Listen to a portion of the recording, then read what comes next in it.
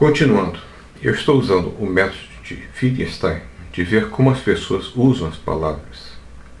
E o que vemos é o seguinte: sempre que dizemos que a vida de alguém foi plena de sentido, ou valor, ou propósito, a mesma coisa, estamos dizendo que a sua vida trouxe felicidade ou bem para o mundo, ou seja, não só para ela mesma, mas também para outras pessoas. Exemplos são muitos. Gandhi, que teve uma vida altamente significativa, exceto para muitos de seus correligionários. Martin Luther King, sem dúvida. A vida de Mozart, plena de significado, não só em sua época, mas também para nós.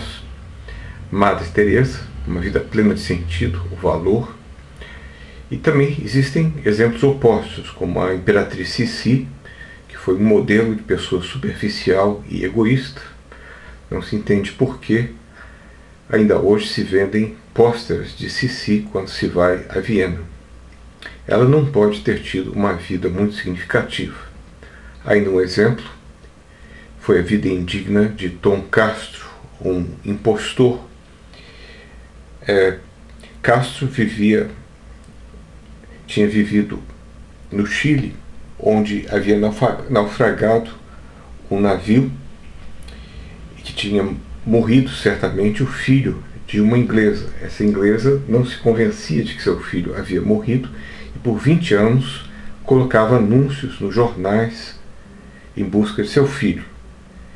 Por instância de Bogle, um mentor de Tom Castro, Tom Castro respondeu a ela dizendo-se o seu verdadeiro filho. Tom Castro foi para a Inglaterra e por alguns anos ele viveu muito bem junto com Bogle, o seu mentor. O fato da pele de Tom Castro não ser tão branca não fazia tanta diferença, afinal de contas, os 20 anos nos trópicos haviam curtido a sua pele. Acontece que Bogle morreu num acidente e Tom Castro não era nada sem Bogle e não conseguiu mentir por muito mais tempo. Havia um processo contra ele, a família estava indignada, ninguém acreditava, com exceção da velha dama. E assim ele acabou sendo levado à prisão. Era uma pessoa muito simpática, sua pena foi reduzida e ele passou o resto da vida fazendo exposições. Em algumas exposições ele se dizia verdadeiro filho da senhora, e outras ele negava e se admitia como um impostor. Em outras ainda ele começava se dizendo o filho da senhora, e diante da reação de indignação da plateia, ele confessava tudo e se mostrava como impostor Tom Castro. A objeção, uma objeção que poderia seria de que a felicidade e a significação de uma vida não coincidem sempre. Não podemos ser, portanto, identificadas.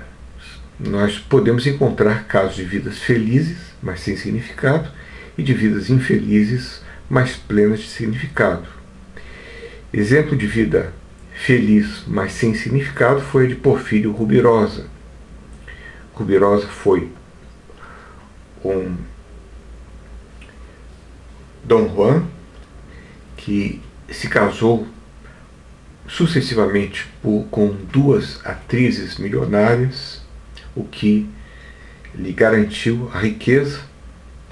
Dizem que ele tinha uma característica de ter um pênis com a espessura de um punho humano, o que talvez lhe ajudasse nos seus encontros amorosos.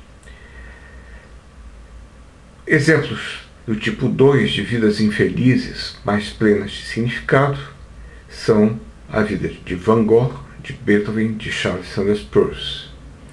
Vejam, no caso de Rubirosa, era uma vida feliz, mas sem significado, enquanto que de Van Gogh, Beethoven e Charles Sanders Peirce foi infeliz, mas plena de significado. Van Gogh se suicidou, Beethoven tinha depressões e Peirce foi uma espécie de filósofo mendicante. Ora, a resposta a essa oposição está na própria definição dada. Se tivéssemos definido o sentido de uma vida pela quantidade de bem que ela traz para si mesma, para a própria pessoa, a objeção seria correta. Mas como definimos pela quantidade de bem que a pessoa traz para todos, as objeções falham. Afinal, Ruby Rosa trouxe felicidade para si mesmo, mas deve ter trazido muito pouca felicidade para os outros, donde sua vida não é um exemplo de valor, significado, propósito. Van Gogh, apesar de ter sido pessoalmente infeliz, trouxe um enorme bem para os apreciadores da sua arte até os dias de hoje. Algo semelhante podemos falar de Beethoven e de Peirce. Quero passar agora a uma análise da noção de felicidade que pode ser caracterizada em termos de satisfação duradoura de nossas necessidades físicas, emocionais e intelectuais, não acompanhada de insatisfações. Essa análise é importante por sua relação com a significação da vida. É importante notar, como veremos, que a satisfação de nossas necessidades pode se dar em níveis de compartilhamento interpessoal cada vez maiores. Um primeiro nível é o do prazer totalmente autocentrado, que não precisa vir aliado à produção de prazer ou bem a outras pessoas. Quando a pessoa se satisfaz com necessidades puramente pessoais, como o apostador de corrida de cavalo, colecionador de selos. O prazer daí decorrente é pessoal, mas é limitado, não pode ser identificado com o bem. Mas não vivemos só para nós mesmos, nós vivemos de forma beneficial também. Como escreveu John Donne, nenhum homem é uma ilha inteiramente em si mesmo, todo homem é parte de um continente. A morte de qualquer homem me diminui porque estou envolvido pela espécie humana. E por isso nunca perguntes por quem os sinos dobram, eles dobram por ti. Com isso passamos ao nível 2, o prazer que conduz à felicidade através do prazer ou bem de pessoas mais próximas. Exemplo, um casal de pessoas que sempre se ajudam um ao outro, ou uma mãe que soube educar os seus filhos. Esses prazeres não são mais autocentrados, eles são resultados de uma cooperação recíproca, que contém elementos altruístas, e o que daí resulta também pode ser chamado de bem. Pela primeira vez aqui, quando entram outras pessoas, nós podemos falar do envolvimento do bem. Chamo a felicidade, o prazer que envolve outras pessoas, além do agente, de felicidade beneficial. Contudo, essa classificação dos níveis de abrangência do prazer resultante de ações não para por aqui. Ele pode envolver não só o agente e pessoas próximas, mas também o agente e pessoas mais e mais distantes de si. Nós chegamos assim ao nível 3, o prazer que conduz à felicidade, ao bem, que inclui pessoas mais distantes. Exemplos: a atividade de Gandhi para a liberação da Índia, o esforço de Martin Luther King para a igualdade dos negros nos Estados Unidos.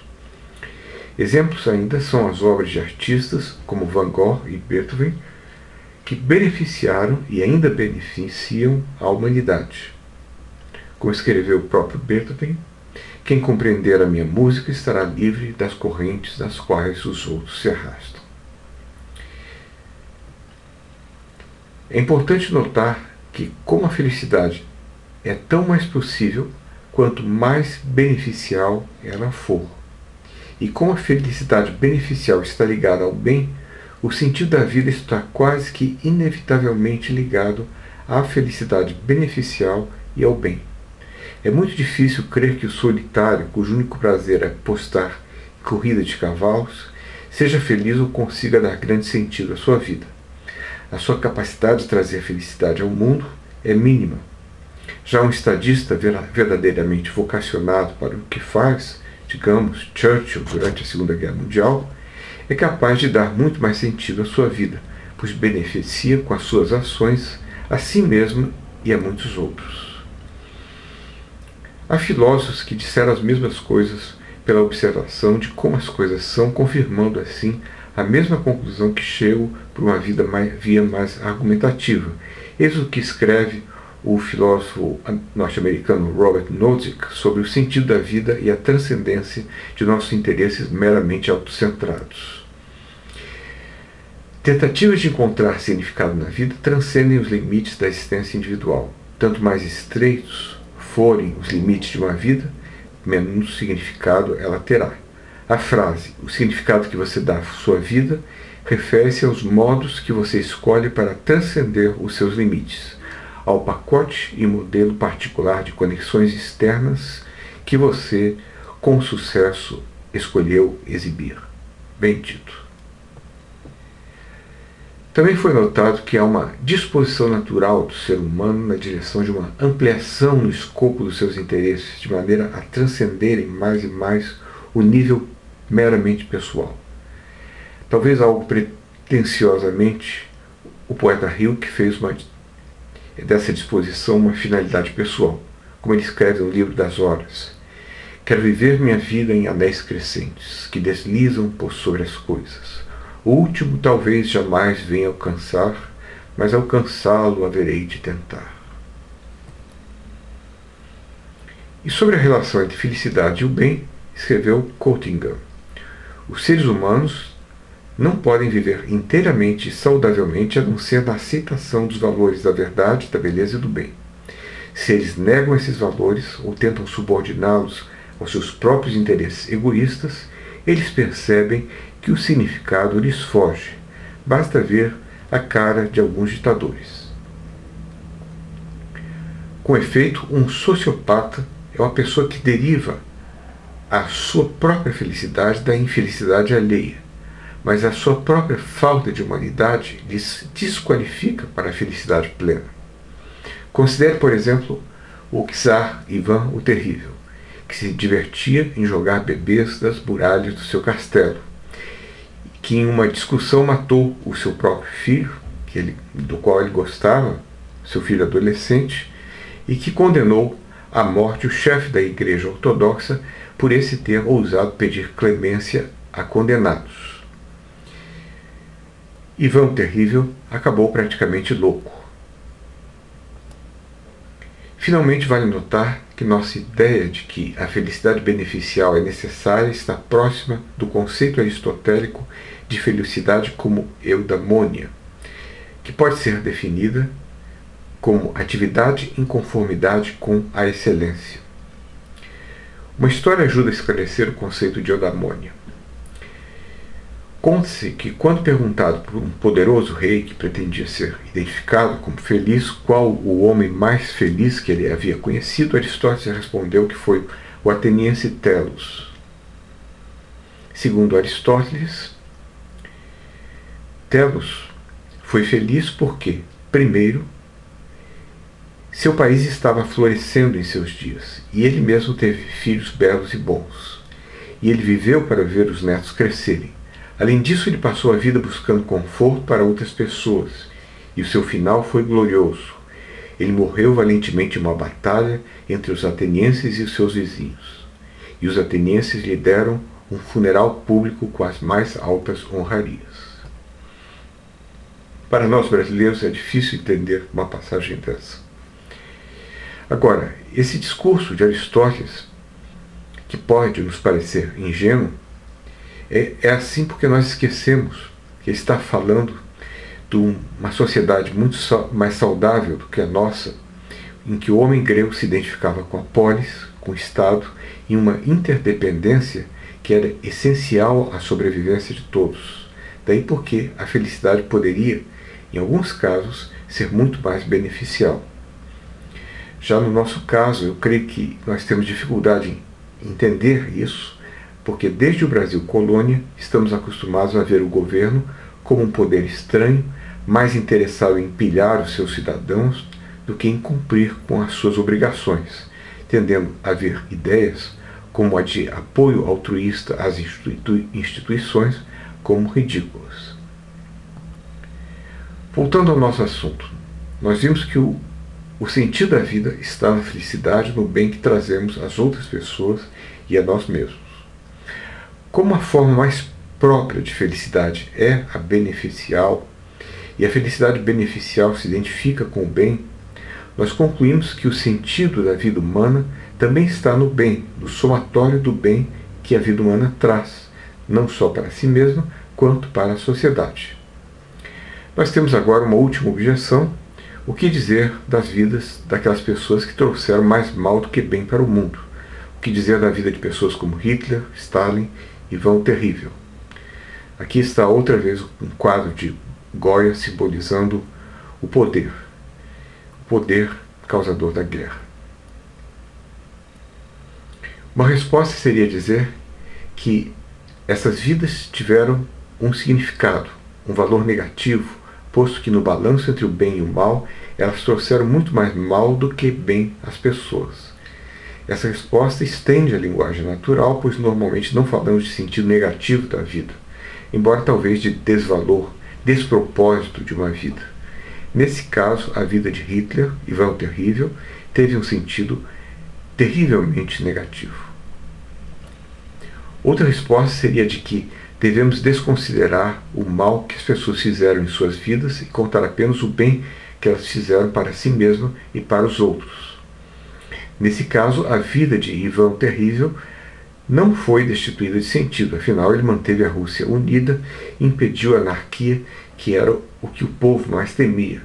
Stalin modernizou a Rússia, pelo menos por algum tempo, agora parece que continua a mesma coisa. Quanto a Hitler, alemães saudosistas ainda dizem que o homem não era tão mau assim, afinal, na época todos tinham emprego. Nessa interpretação, a vida tem sempre algum sentido, por mais perversa que seja. Agora, é preciso descontar aquilo que a pessoa fez de negativo. Tem que haver um balanço entre o positivo e o negativo. Não sei, eu acho que isso não funciona. Melhor voltar à primeira definição. Algumas observações sobre a definição que propus de sentido da vida que precisam ser feitas. Alguém me observou que as ações de Hitler foram a longo prazo boas, pois afinal modernizaram a Europa. Logo, a sua vida, segundo minha definição, teve bastante sentido. A resposta é que só vale para o sentido da vida as ações intencionadas pela pessoa, e Hitler nunca intencionou uma Europa democrática. Outro problema é que o sentido de uma vida parece depender do sucesso e não só do que intencionamos fazer. Imagine que após a morte de Van Gogh, seu irmão Theo tivesse resolvido destruir os quadros, afinal não tinha vendido coisa alguma. Se isso tivesse acontecido, Van Gogh não teria trazido o bem ao mundo que trouxe. Como ele também não conseguiu trazer bem para si mesmo, a vida de Van Gogh teria sido um absoluto fracasso. Mas é paradoxal que a vida de Van Gogh só tenha tido sentido pelo fato contingente do seu irmão ter decidido guardar os seus quadros. Deixo esse problema aqui em aberto para vocês pensarem se é necessário uma melhor resposta. Uma terceira consideração é que quando falo do sentido da vida não tenho um sentido definido em mente, um sentido qualitativo. Não há nenhuma ação pré-estabelecida que dá um sentido específico à vida. Nesse sentido, Camus tinha razão, os existencialistas tinham razão. Não há um sentido pré-estabelecido para a vida como o sentido de uma boa ação, e o reconhecimento disso é essencial para preservar a nossa liberdade de escolha. O conceito de sentido da vida que eu analisei é que, de fato, encontramos na linguagem ordinária, não é em termos qualitativos, mas meramente em termos quantitativos. A quantidade de sentido da vida, e não a sua qualidade. Trata-se da significatividade, meaningfulness, da vida, da medida quantitativa do seu valor, do seu propósito. A questão tradicional fica assim bastante alterada. pois a vida, afinal, não faz sentido algum. Então, resumindo, eu comecei colocando a questão do sentido da vida. Depois, na falta do encontro de um sentido qualitativo ou transcendente da vida, filósofos como Camus concluíram que a vida não tem sentido, que é absurda. Por oposição, eu sugeri que a vida tem pelo menos um sentido quantitativo, que está na felicidade ou bem que a pessoa traz para si mesma e para os outros. Essa sendo a razão pela qual dizemos que a vida de Beethoven, por exemplo, foi plena de significado, e de que a vida de Hitler não teve sentido ou teve um contrassentido, um antissentido, um antivalor. Sugeri que a felicidade depende muito de ações beneficiais e que a felicidade beneficial parece identificar-se com o bem. E vimos também que a forma mais completa de felicidade é a beneficial pelas próprias contingências da natureza humana, que é intrinsecamente social. Quanto à bibliografia, procurem, não se esqueçam de ler o capítulo 5 do meu livro Paisagens Conceituais.